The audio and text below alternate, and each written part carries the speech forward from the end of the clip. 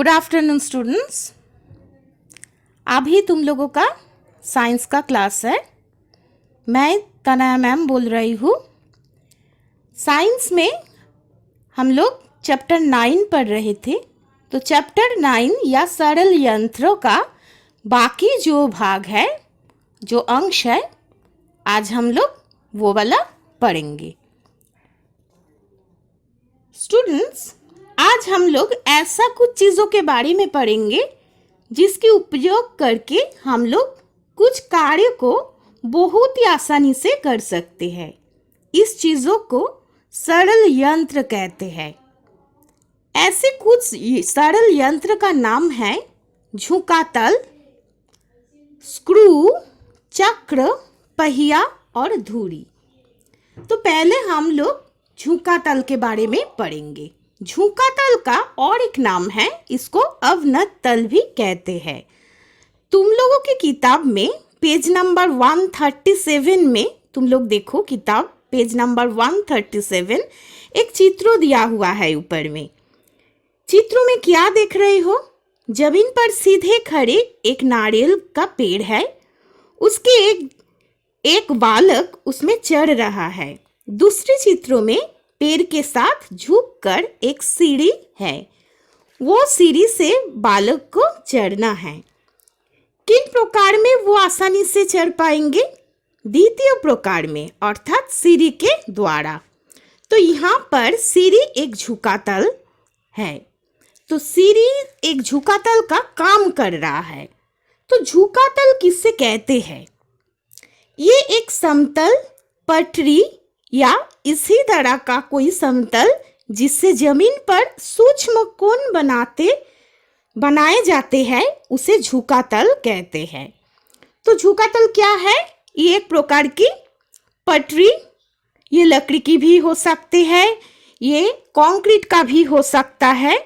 तो ये कोई भी पटरी जिसे जमीन पर सूक्ष्म कोण बनाते हुए रखा जाता है, उसे ही कहते हैं झुकातल। इसका उदाहरण क्या है? लकड़ी वाले, पक्की सीढ़ी, पुल, झुका कर रखे गए कोई भी पटरी इत्यादि। तो झुकातल या अवनत तल का गठन कैसा है? तुम लोगों की किताब में पेज नंबर 137 में देखो, एक अवनत तल या झुकातल का चित्र दिया हुआ है। तो मैं पहले ही बोली हूँ कि झुकातल जमीन पर सूक्ष्म कण तैयार करते हैं। झुकातल में खड़ापन जितना ही कम होगा, झुकातल की सुविधा उतना ही ज्यादा होगा। अर्थात कार्य को आसानी से करने के लिए झुकातल या अवनत तल में खड़ापन कम करना चाहिए।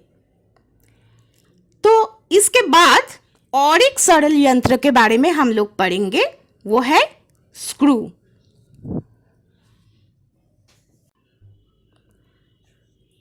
एक लकड़ी के तख्ते पर एक कील और स्क्रू गाड़ना होगा। तुम लोग ये घर में भी करके देख सकती हो। कील को तुमने हथौड़ी से पूरी तरह लकड़ी के तख्ते पर गाड़ दिया। अब स्क्रू को तुमने सबसे पहले सीधा करके तख्ते के ऊपर रखना होगा, फिर उसके ऊपर के कटे हुए खाने वाले अंश में स्क्रू ड्राइवर घुमा के लकड़ी के पटरे में प्रवेश करवाओगे। अब बताओ, किस जगह तुम्हें सबसे कम बल का इस्तेमाल करना पड़ा? इसका उत्तर होगा, तुम लोग भी बोलोगी कि स्क्रू में।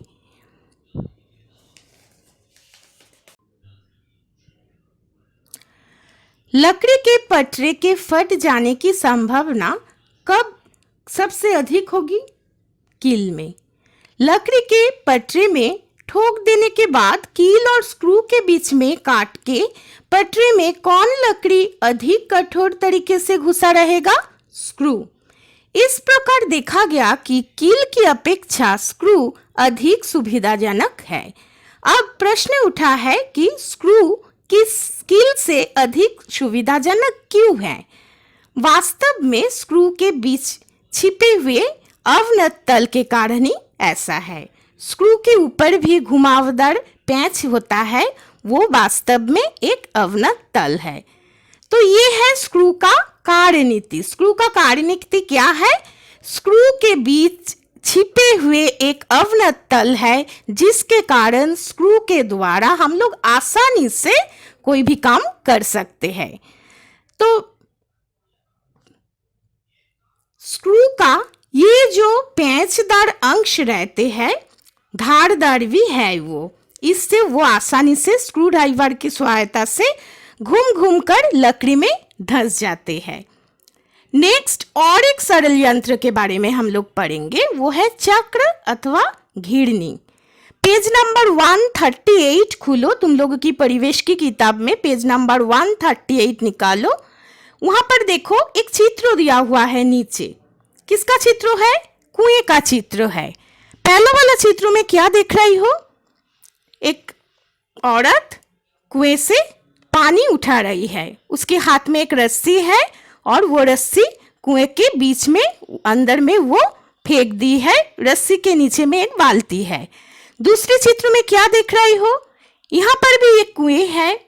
एक औरत कुएं से पानी निकल रहा है, उठा रहा है, लेकिन बाल्टी एवं रस्सी के बीच में देखो एक चक्का लगा हुआ है। तो ये जो चक्का है, जो जिस चक्का के अंदर से रस्सी निकल रहा है एवं रस्सी के नीचे में एक बाल्टी लगा हुआ है, इस चक्का को कहते हैं विज्ञान की भाषा में चक्र। दूसरे चित्र में जो औरत रस्सी से पानी उठा रहा है, ये जो चक्का वो रस्सी में लगा रहा है, उसे कहते हैं सरल यंत्र। यहाँ पर चक्का सरल यंत्र का काम कर रहा है। इस यंत्र का नाम चक्र या घिरनी है और इसी चक्री के द्वारा ही वो औरत आसानी से कुएं से पानी निकल पा रही है। तो चक्र या घिरनी, इसकी कार्यनीति क्या है? घिरनी में एक शक्त चक्का रहता है।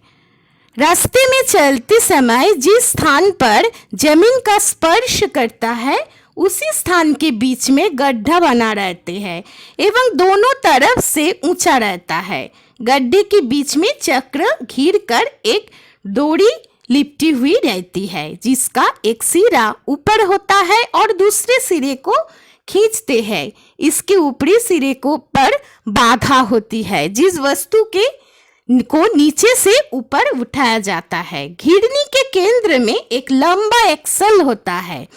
चित्र 1 पेज नंबर 139 में देखो एक घिरनी का चित्र दिया हुआ है। घिरनी के केंद्र में एक लंबा एक्सल होता है।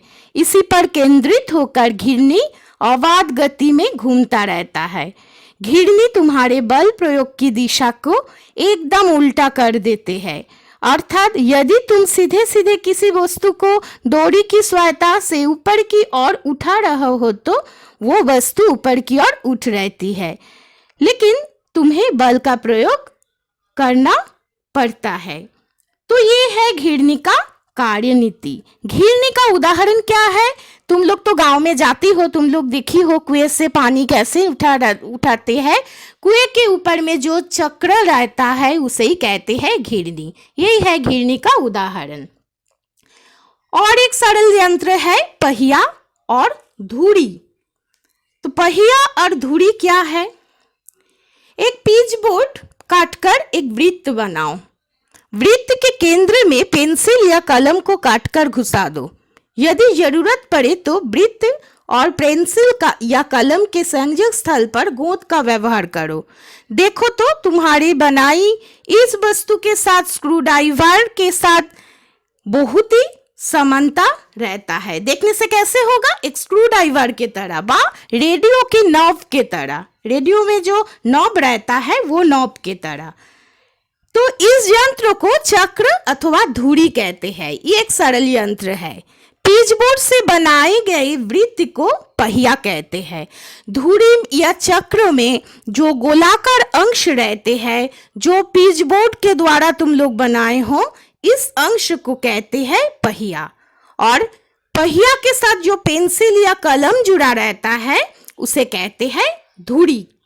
अब पिचबोर्ड के वृत्त को एक बार पूरा घुमाकर देखो। पेंसिल और कलम उसके साथ ही घूम जा रही है। ये पहिया और दोनों ही एक साथ अपने एक ही केंद्र पर स्थित धुरी पर केंद्रित होकर अबाध गति में घूम सकते हैं। इस धुरी को घूर्णन धुरी कहते हैं। जब पहिया के साथ धुरी भी घूमते रहते हैं एक साथ, उस धुरी को कहते हैं घूर्णन धुरी। तो बच्चों, अभी तुम लोग पेज नंबर 140 निकालो।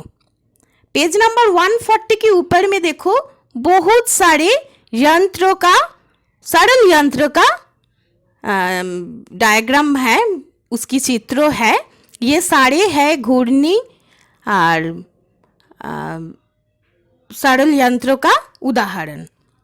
तो ये जो विभिन्न प्रकार के सरल यंत्रों के बारे में आज तुम लोग पढ़ी हो, ये सब यंत्रों को नियमित सफाई और रख रखाव की आवश्यकता पड़ती है, क्योंकि नियमित सफाई रख रखाव नहीं करेंगे तो सरल यंत्र भी, कोई भी यंत्र भी निश्चल हो जाएगा, उसका कार्य नहीं होगा ठीक से।